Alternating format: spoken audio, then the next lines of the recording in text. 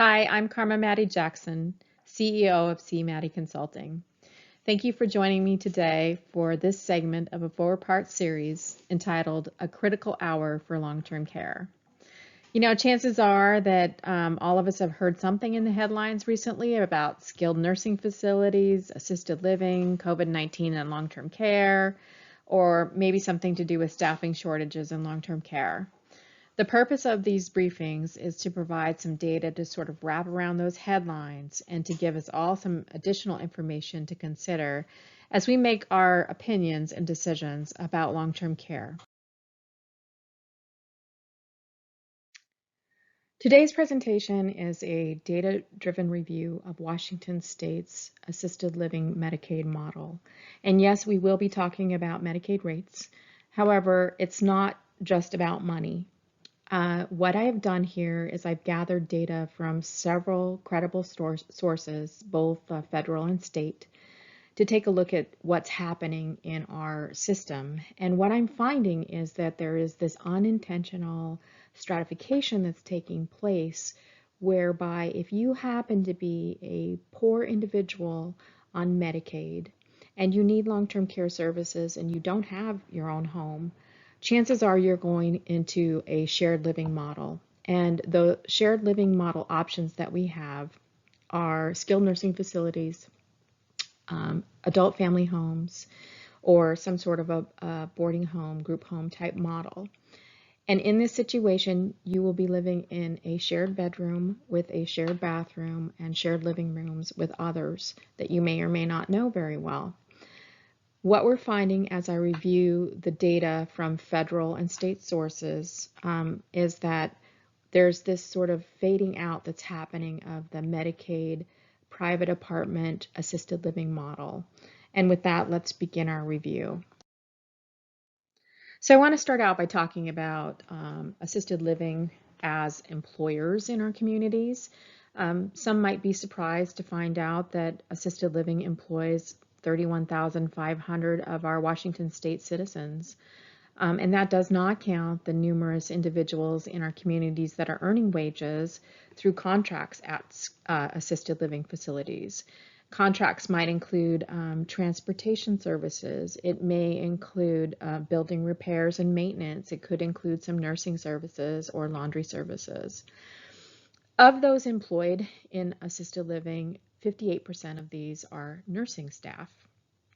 And again, very much like skilled nursing facilities, this is one of the highest diverse nursing workforces that's available in Washington state. 43% of the nurses and nursing staff in assisted living are non-white, 29% are foreign-born. In addition, it's a highly female staff, and what we're going to find out when we look at residents is it's also highly female residents. So what we have is we have a large female workforce taking care of a large female residential population. So on any given day, there's just over 26,000 Washington state citizens living in assisted living. And about a quarter of those are individuals who are living on Medicaid insurance. One of the things I wanted to talk about is there's this sort of perception out there that assisted living providers are catering to wealthy upper class individuals. And while some centers probably do that, I would say majority overall do not do that. When I take a look at the incomes for our 65 and older population, what I've learned is that 70% of singles over the age of 65 rely on Social Security for 50% or more of their income. And when I look at the benefit levels on average for Washington state, this means that men have an income around $3,500 a month and females have an income around $2,700 a month. So clearly not wealthy. And my notion is that facilities that take Medicaid are predominantly also taking these individuals on fixed incomes. The other thing to note about the population in assisted living is they're aging and mostly female. So 82% of the residents are older than 75, with the majority of those being 85 and older, and also a majority of non-Hispanic white population. Another thing I think it's important we address with when we talk about the residents in assisted living is this notion that they have low physical needs and limitations and that they're low acuity group. What data is actually telling us is that 76% of these residents are struggling with multiple chronic conditions, conditions such as high blood pressure, dementia, heart disease, diabetes. 26% are struggling with 4 to 10 chronic conditions. And correspondingly, many need multiple medications daily, on average 12 to 14 medications on a daily basis. In addition, most assisted living residents have at least 2 or more activities of daily living that they need assistance with. And that would be things like help with bathing, walking, dressing, eating, general mobility, toileting. And finally, I don't want to leave out the fact that 100% of the Medicaid residents that are being served in assisted living are eligible to be served in a nursing facility. So now that we've talked a little bit about the employees that work at assisted living as well as the residents who live there, it's time to dive into the Medicaid payment methodology a little bit. In 2018, the legislature established a payment methodology in statute for assisted living. And the thing that I want to pull out on here is that it's driven by data. It's benchmarks derived from data. So we use Bureau of Labor Statistics wage data, a time and intensity study from DSHS, cost reports from skilled nursing facilities as the benchmark for fringe benefits and payroll taxes, etc. I also want to point out that of the amount that's going into assisted living to pay for Medicaid, client resources take up the bulk of that because they're paying for their own room and board. So the reliance on the general fund state to pay for assisted living Medicaid rates is only 22% of the overall payment. So in order to understand why the state legislature would establish a Medicaid payment methodology and statute for assisted living, I'm bringing forward some historical weighted average rates. And what you see is in fiscal year 9, the Medicaid rate for assisted living was $71.52 on a statewide weighted average. And in fiscal year 18, it was less than that. So the 2018 legislature went ahead and established this payment methodology that's data-driven in statute. And if we were to actually have a rate that's being paid based on the benchmark data for salary and wages today, as well as costs, the rate that would be produced would be $133 or so a day. The legislature has begun to phase this model in, and currently we sit at $81.10 a day, which is about 58% of the overall funded model. So what are we seeing with the phase-in? Well, unfortunately, as the model's phasing in, 41% of the caseload for assisted living has not seen a rate increase since July 1st, 2017. And this is because the statute has some instructions about how the model is to phase in based on the funding limitations and the funding that's available at the time. And so one of the things that I don't think people realize with assisted living is there's actually 2 different settings. One service setting allows for shared rooms, and it's more of a shared living model, more like a group home. The other is a private apartment model where every individual has their own unit. And unfortunately, the private apartment model is the one that is mostly not receiving rate increases since July 1st, 2017. In addition, I've taken some time to look at some costs to see what has happened since 2017 on the cost side of the equation. And what we see is that the minimum wages in Washington State have grown by 24%. When I look at Bureau of Labor Statistics information specific to Washington assisted living, we see that RN wages have grown by 14%. Wages overall for assisted living have grown by 10%. The consumer price indexes for Washington urban have grown by 7%. And when I look at the Department of Agriculture information, raw food costs have grown by 4.7%. So what drives up the costs here in Washington State? I took a look at the policies that we have in place, particularly around labor, and what I found is Washington has very progressive labor policies, which are great for making sure our citizens have a living wage, but they do come at a cost. We have the highest minimum wage in the nation. It's 50% higher than the national average. We're one of only 8 states providing contributions to family leave through employers. We're one of 15 states that require employers to pay paid sick leave. We have a very competitive labor system. According to the Bureau of Labor Statistics, 20% of all of our waged and salaried workers are represented. And what this means is that we're third highest in the nation for having the most represented employees. Again, this is great for making sure that our citizens are getting good living wages, but it does create a very competitive labor force. We cannot leave out sales, service, and fuel tax. Washington is 4th highest in the nation. And while this is fantastic for funding government services, for our infrastructure, for good roads, it definitely comes at an operational cost to assisted living providers. I think it's also important to look at how the assisted living private apartment model rates are holding up comparatively to other types of residential rates that we have for Medicaid. And at one time, this private apartment model received higher rates than other residential models because it is a private apartment unit with its own bathroom and with its own living area and with its own kitchenette. And assisted living providers keep an RN or LPN on staff on site to provide intermittent nursing care. Whereas when you look at adult family homes, these are residential houses. Oftentimes the residents are sharing a bedroom with someone else. They share bathrooms and they share living areas. And it's not very typical that there would be an RN or LPN on staff or on hand.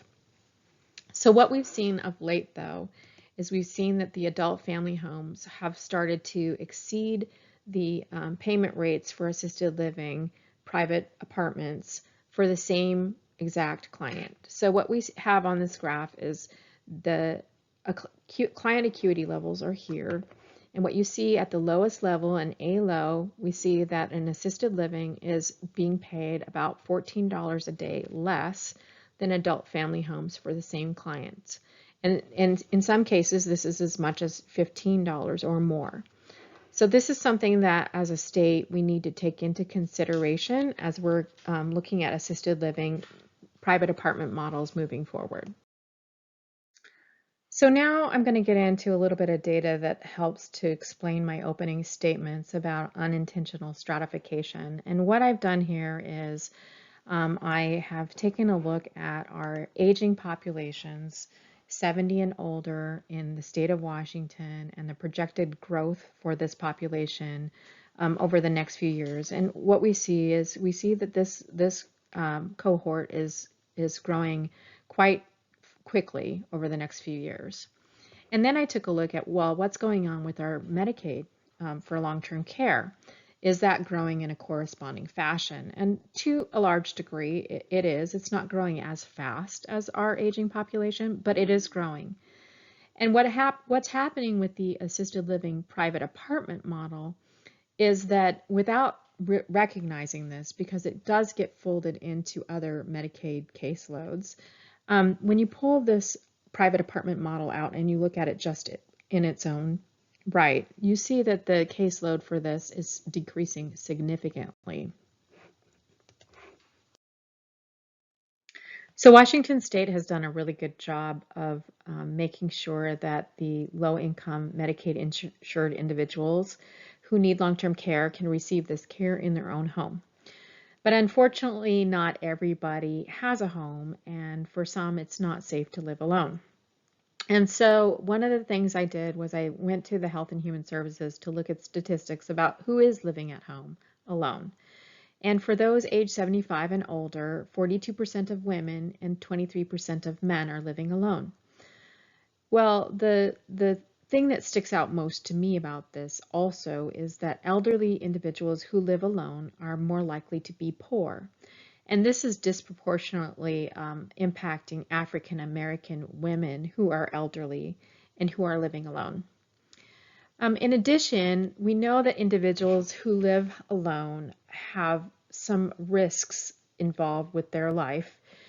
Higher feelings of loneliness, reports of social isolation. Those who have health problems and sensory deficits may not notice worsening symptoms. Some have difficulty complying with prescribed medication treatments. And some have difficulties managing nutrition because eating is a social event. In addition, I went to the Center for Disease Control and Prevention, and what they're telling us in their data and statistics for elderly individuals is that unintentional injuries account for 85% of all injury deaths among age 65 and older, and 55% of unintended injury deaths are due to falls. So if you fall and you're elderly and you're home alone, your risk of losing your life in that event is increased. And the older you get, the higher that risk is.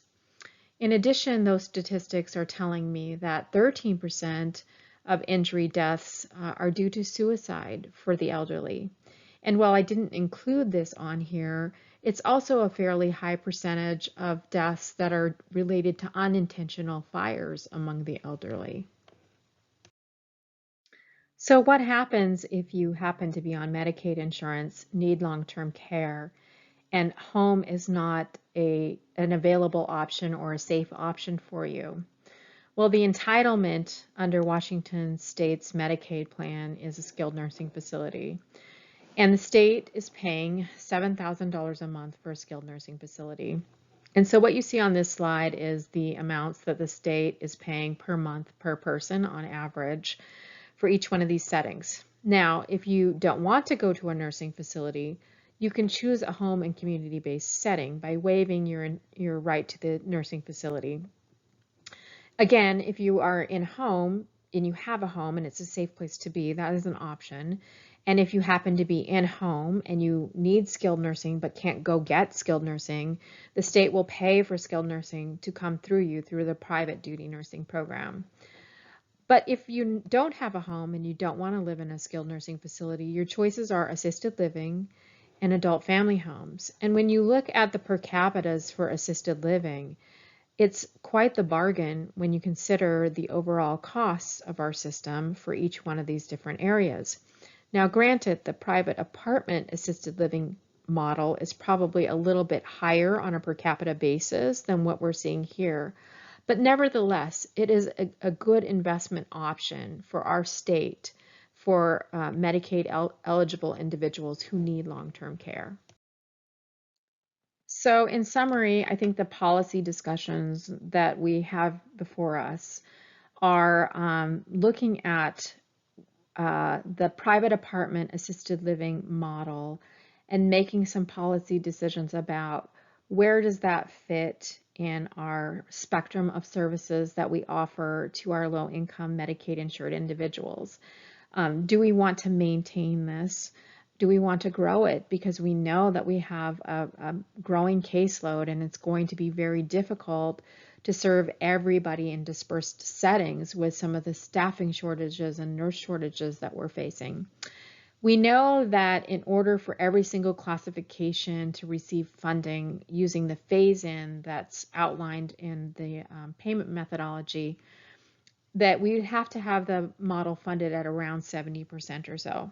And we're only funded at 58%. So what you see on this slide are recommendations coming to you by way of the industry, and one of those is clearly to deviate from the way that funding is being phased in, to provide 2.5% rate increases per year, applying it to all of the classifications, at least for the current biennium, the upcoming biennium. Funding for some specialized dementia care to make sure that those rates are staying ahead of the base rates, because it does cost more to actually care for dementia, so we want to continue to incentivize that. and perhaps some conversations ongoing with DSHS on priorities around phasing in this model and how it will work to make sure that all the classifications are getting something over the next few years. In summary, funding for assisted living helps to reinforce a highly diversified workforce. If the funding is applied across the board, it helps us to maintain and perhaps grow access to a private apartment assisted living model for our low-income Medicaid residents. And it can help with elderly homelessness as well. And finally, I just want to leave you with this quote from the Merck Manual, which is a medical research group. It helps to reinforce why keeping assisted living private apartments available to our Medicaid insured individuals who need long-term care is a good option to consider. If you have any questions or would like more information about the data or technical material in this presentation, please feel free to reach out to me. If you would like information about advocacy or the policy recommendations included in this presentation, please contact Washington Healthcare Association and/or Leading Age Washington. All of the resources that were used to build the data analysis in this presentation are available to you upon downloading this slide deck. Thank you.